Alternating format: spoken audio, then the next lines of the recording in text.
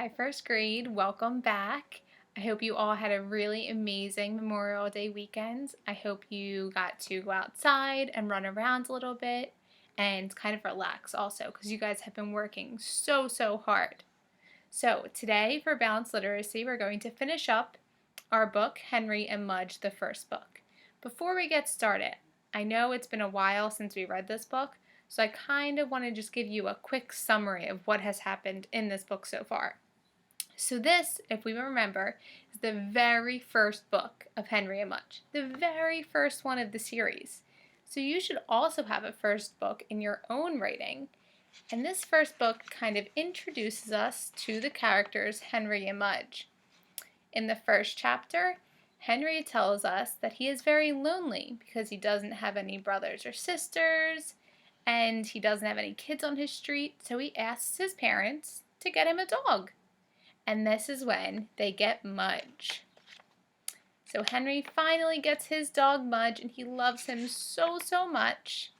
And then, in the third chapter, Henry talks about how he used to walk to school alone, and how Mudge has really brightened up his life, and they do a lot of fun things together.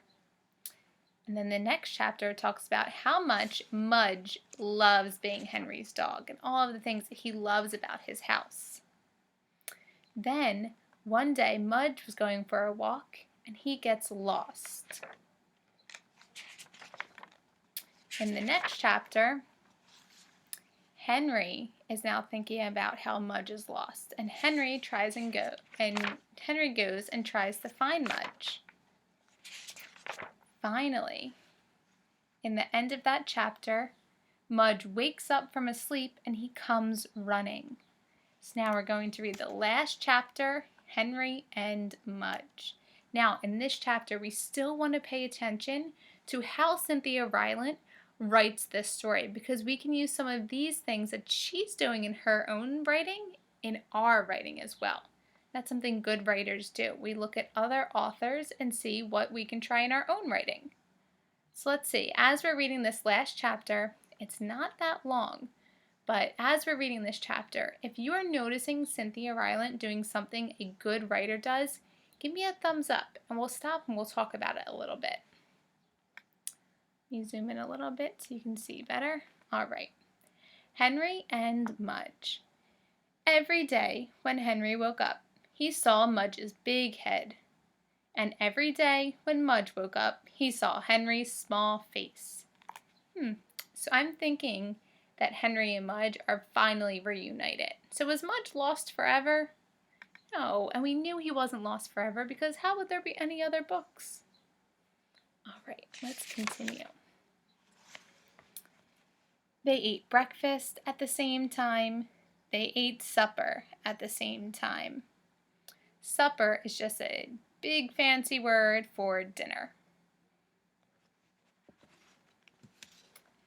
And when Henry was at school, Mudge just lay around and waited.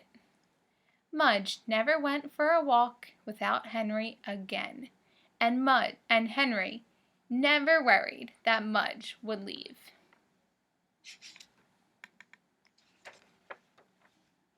Because sometimes in their dreams they saw long, silent roads, big, wide fields, deep streams, and big pine trees. In those dreams, Mudge was alone and Henry was alone. So when Mudge woke up and knew Henry was with him, he remembered the dream and stayed closer. I'm also noticing something Cynthia Rylant did on this page. She used so many words to describe how the things looked, how certain things sounded. Let's look. Long, silent roads. She's telling us how the road looked and how it sounded. Big, wide fields. She's telling us how the field looked.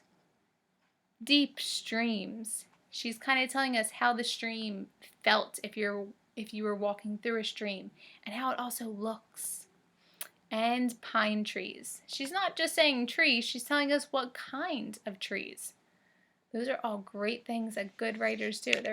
She's being very descriptive.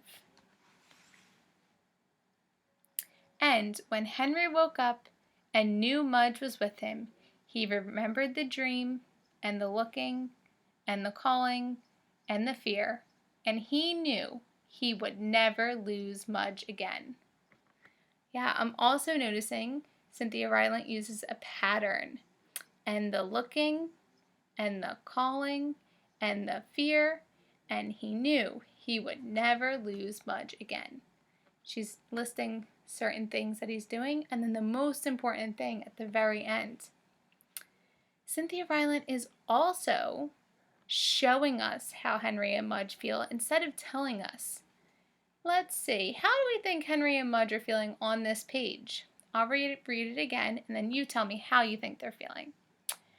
And when Henry woke up and knew Mudge was with him, he remembered the dream and the looking and the calling and the fear, and he knew he would never lose Mudge again. Yeah, I think they're feeling kind of happy and supportive because they know they have one another. Now, did Cynthia Rylant just tell us in one of the sentences, Mudge and Henry felt happy because they're together? No, she told us that he knew he would never lose Mudge again. So we can think as the reader, if Henry knows he will never lose Mudge again, I guess he's feeling very happy, and he feels kind of supported by Mudge and safe. So that's something that good writers do to show their reader instead of telling them how the characters are feeling. And that is the end of the first story of Henry and Mudge.